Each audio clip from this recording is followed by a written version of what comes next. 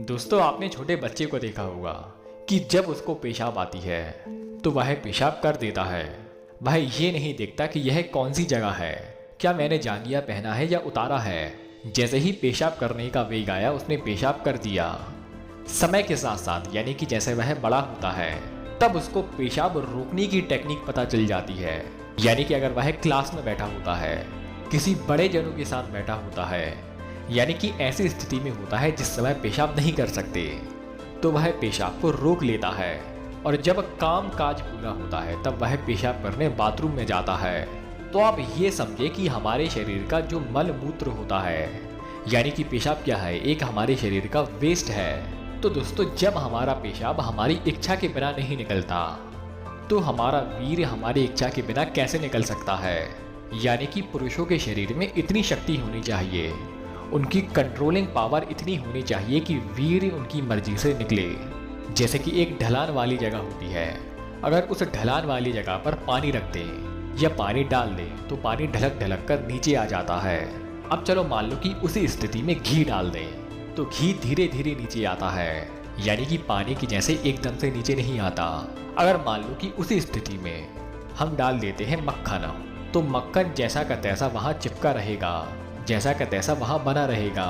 वह मक्खन तब तक नीचे नहीं आएगा जब तक उसको हाथ से यानी कि अपनी इच्छा से नीचे ना ले जाएं। तो यही स्थिति होनी चाहिए हमारे वीर्य की, यानी कि वीर्य अपनी इच्छा से निकले।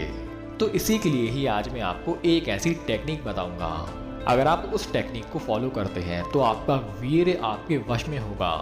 आपका वीर्य आपकी इच्छा के बिना शरीर से बाहर नहीं निकलेगा। शीघ्र पतन की समस्या आपकी खत्म होगी।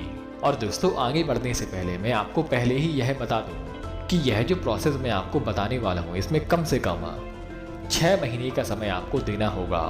लेकिन स्वप्न दोष, शीघ्र पतन या मूत्र के साथ वीर्य निकलने की समस्या आपकी जड़ मूल से खत्म हो जाएगी। इसके लिए सबसे पहले आपको ध्यान रखना है कि आपको हस्त मैथुन या जो अश्लील चीजें होती है, जो आपको उत्तेजित करती हैं, इन चीजों से आपको दूर रहना है। और इसके लिए आप क्या कर सकते हैं, इसके लिए आप कर सकते हैं मेडिटेशन, गहरी सांस लेना, अपने मन को हमेशा ठंडा रखना। जैसे कि वही मक्खन वाला एग्जाम्पल लें, जैसे कि एक ढलान वाली जगह है, उसके ऊपर रखा है मक्खन। अगर मान लो कि वही ढलान वाली जगह गर्म है तो जो उसके ऊपर मक्खन जमा हुआ था वह पिघलकर नीचे चला जाता है। तो इसी तरह से यही उत्तेजना हमारे शरीर में होती है। जो मक्खन है यानी कि जो वीर्य हमारे शरीर में जमा है, तो यह उत्तेजना क्या करती है कि बिना इच्छा के हमारे उस जमे हुए वीर्य को बाहर निकाल देती है, स्वप्न दोष के माध्यम से, मूत्र के साथ वीर्य निकलने के माध्यम से। तो इसलिए ज्यादा उत्तेजित ना हो। और आगे जाने तो जब भी संभोग करने जाएं तो संभोग करते समय जब आप हलन चलन कर रहे हैं तब उस समय भी आपको गहरी गहरी सांस लेकर, आपको जल्दी जल्दी घर्षण नहीं करना, बल्कि आपको धीरे धीरे करके बीच बीच में गहरी सांस लेके आपको हलन चलन करनी है। और जैसे ही आपको लगने लगे कि अब वीर्य निकलने वाला है तो आप क्या कर सकते हैं कि आप मसाने को ऊपर खींच लें, यानी कि धक्के मारना छोड़कर एक गहरी सांस लें और अपने मसाने को ऊपर खींच लें, यानी कि आपको करनी है अश्विनी मुद्रा। और एक तरह के व्यक्ति यह करते हैं कि जब भी वह संभोग करते हैं तो संभोग करने से पहले उनके मन में यह होता है कि मेरा शीघ्र पतन हो जाएगा, क्या मैं संतुष्ट कर पाऊंगा, क्या मैं देर तक संभोग कर पाऊंगा।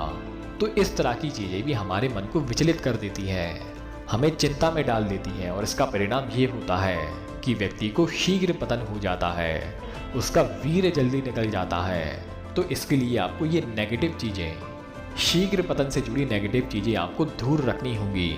आसनों की बात करें तो नियमित रूप से शीर्षासन और सर्वांगासन, इन दोनों का अभ्यास करने से व्यक्ति की शीघ्र पतन की समस्या दूर होती है। इससे वीर्य उसके वश में आता है।